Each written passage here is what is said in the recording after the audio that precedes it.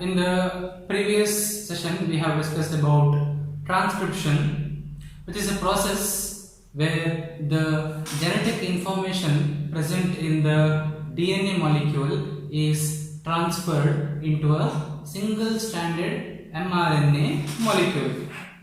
We have studied how a DNA duplicates itself using the process of replication, and how, to be specific, it produces an mRNA using transcription. So the direction of flow of information is very clear. Information, that is genetic information, always passes from DNA to RNA, and from this mRNA the protein is produced, which is the polypeptide. This process is what is called as translation. It is a biological process where the information present in the mRNA is copied to produce the polypeptides, that is translation. Now, in the case of replication and transcription, we can understand it because there is complementary base pairing. So when the two DNA strands separate, the template strand will produce a new daughter strand based on complementary base pairing. Similarly, in the case of transcription, one of the DNA strand, that is the template strand, acts as a parent strand based on which a new mRNA is produced. That is also based on complementary base pairing. But how is a information present in the single stranded mRNA copied into a protein? This is because there is no complementary base pairing involved in this process. We have, let us write, say, a few bases. Now this is converted into a protein. A protein is nothing but a linear chain of amino acids, as you have already studied in the first year. So when many amino acids are joined together in a linear fashion, so we get a protein. So let us say this is amino acid 1, amino acid 2, amino acid 3, and the amino acids are joined using a peptide bond. Because there are many peptide bonds linking many amino acids in a protein molecule, that's why it's called as a polypeptide, which is nothing but a protein. So the information present in this mRNA strand, it produces amino acids. There is no complementary base pairing here. So that is what scientists were wondering. How is this transfer of information taking place? What is the exact mechanism?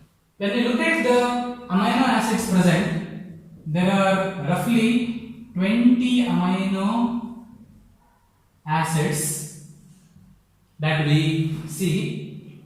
There are 20, and we know that there are 4 nitrogenous bases, that is A, U, C, G. This is in the mRNA molecule, not in the DNA, because mRNA contains uracil instead of thymine. So there are 4 nitrogenous bases and there are 20 amino acids possible. So whatever amino acid is produced, it has to be because of a combination of these nitrogenous bases. So different combinations of bases will produce amino acids. This was what was hypothesized, and some believed that because there are 20 amino acids and 4 bases, they said that a 4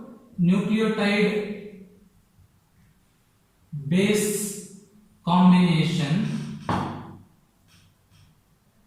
will produce one amino acid. So when 4 letters are joined together, you get one amino acid. Going by that logic,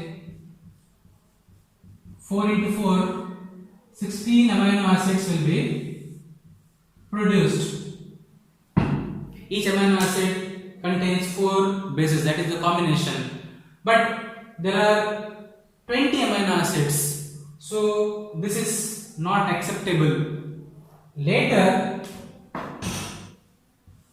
George Gamow, he was a physicist, he went on to make a bold prediction that a combination of 3 bases, 3 nucleotides will produce one amino acid, and this means that total there are 4 bases, 3 bases together, it will result in 64 possible combinations.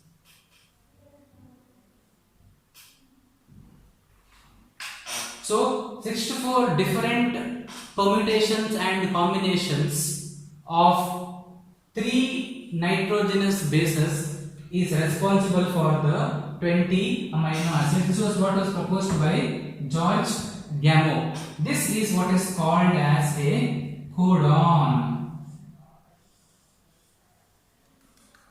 So a codon is a series of 3 bases.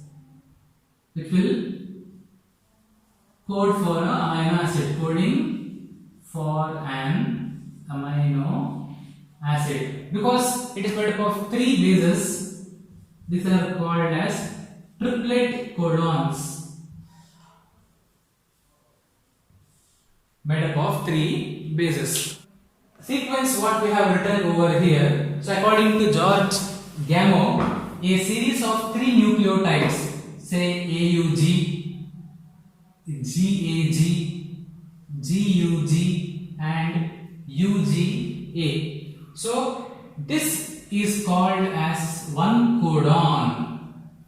This is also one codon. Because it is made up of 3 nitrogenous bases, it is called as a triplet codon. So every amino acid is coded by a codon. Later, another scientist, his contribution is very important, that is Hargobind Khorana. He was a scientist of Indian origin. He chemically synthesized the RNA for chemical synthesis of RNA using the base of your choice. So in the laboratory, chemically mRNAs could be synthesized using whichever base you want. Chemically synthesized mRNA were introduced into cell-free systems. This was proposed by Marshall Nirenberg. So using Nirenberg's cell-free systems in the laboratory, these chemically synthesized mRNAs were made to produce the different amino acids or proteins. So using these two technologies, it was found out which codon will result in which amino acids. So the contribution of Gamow, Hargobind Khorana and Marshall Nirenberg is very important. So Hargobind Khorana, he chemically synthesized the mRNA molecule using the base of your choice. And this mRNA molecule was studied in cell-free systems to produce proteins using the enzyme Severo-Ochoa. So using the enzyme Severo-Ochoa, the proteins were synthesized from the chemically synthesized RNA molecule. From this we came to know that which series of codons can produce what protein, and that is what is came to be called as the genetic code. So genetic code, it establishes it tells us the relationship between the codon and the amino acid. So this is a genetic code which is made up of codons. So when we read the genetic code, it will tell us what protein we will get. So take for example, if this is the genetic code, if we read the genetic code, we have to read it in triplets. So this is the first codon, AUG. AUG, it will code for methionine. So the first amino acid is methionine, written as MET. GAG, it codes for glutamic acid. Second amino acid formed will be glutamate.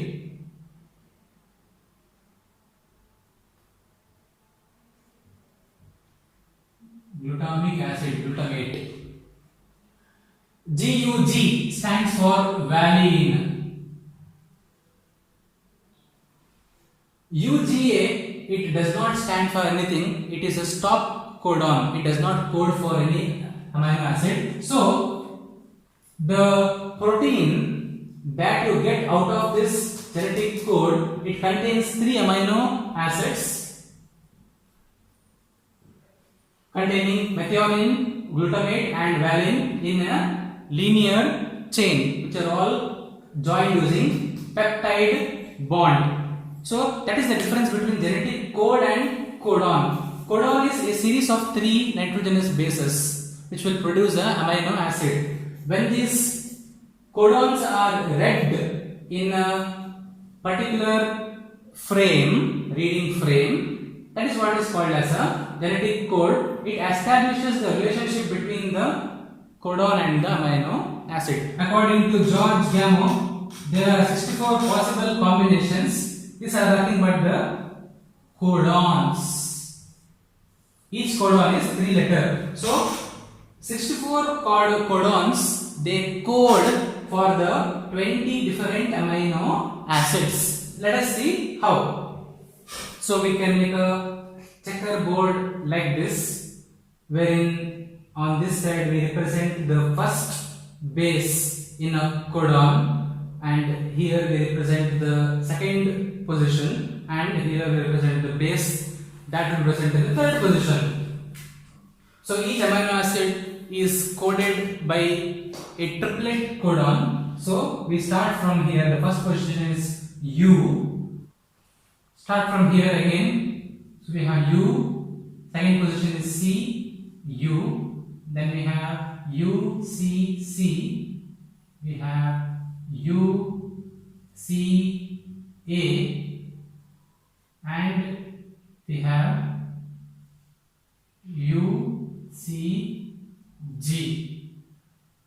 Similarly, first position is U. We have UAU, UAC, UAA, UAG. So all these 4 codons, they stand for the amino acid serine. All the 4, UAU and UAC, they code for tyrosine.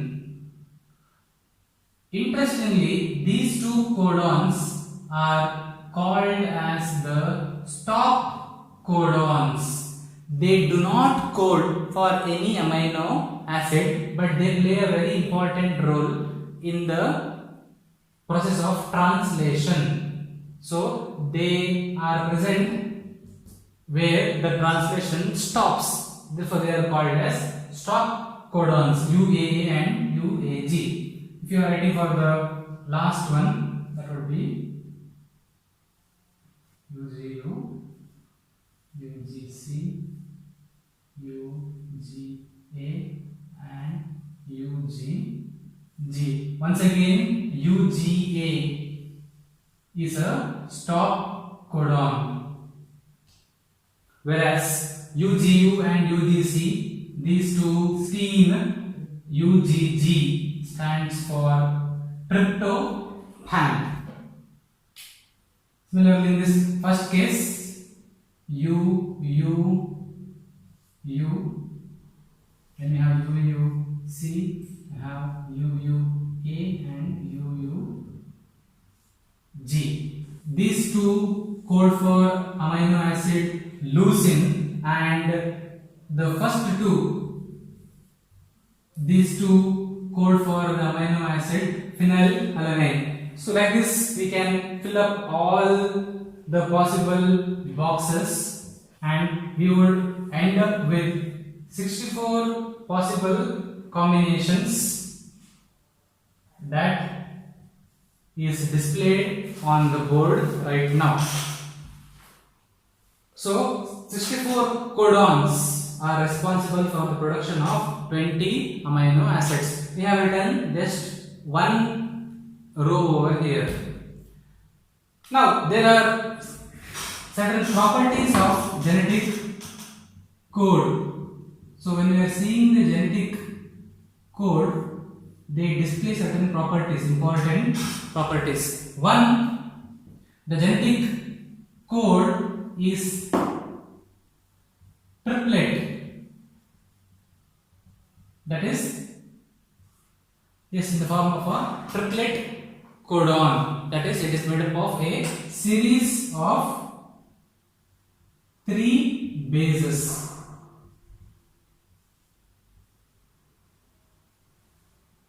That is point number 1. Another point is the genetic code is specific. That is, a particular codon will code for only one amino acid.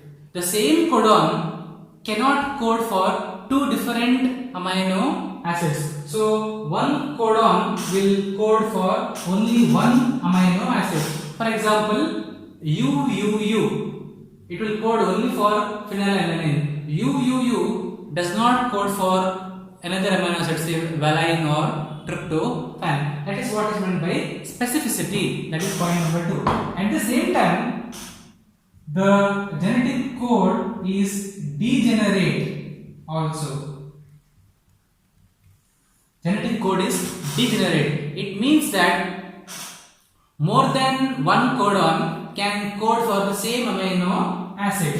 So 2 or more codons can code for the same amino acid. For example, both these codons will code for the same amino acid phenylalanine. Similarly, in this case also. And in this case, all the 4 codons, they code for serine. So that is what is meant by degeneracy of the genetic code. 2 or more codons can code for the same amino acid, but the same codon cannot code for more than one amino acid. Another important point is the genetic code is contiguous and it is commaless. So the genetic code is read in a continuous fashion. So there are no pauses. For example, this is read as AUG, GAG, GUG, UGA. So there is no comma or gap between the codons, between the genetic code. So the genetic code is contiguous and it is comma-less without any pause or gap. The codon AUG, it acts as a start codon and it also codes for methionine. So it has got dual functions. Start codon, this is the codon that is present at the beginning of the translation. Only when this codon is present, translation will start. Therefore, it is the start codon. At the same time, this is also coding for the amino acid methionine. There is another property, and finally, very important property, that is the genetic code is universal. This code is applicable in all the organisms, right from bacteria to animals. So UUU, it stands for phenylalanine in E. coli as well as in human beings. For example, the stop codon UAA, UAG, UGA, it is the same in all the organisms. The genetic code is universal in all the animals.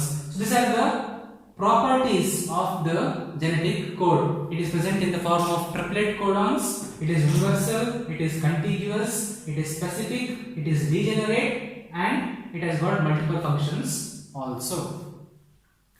So, having understood the concept of genetic code and how this is useful in producing amino acid, let us now study the process of translation. How exactly is this codon used to generate the amino acid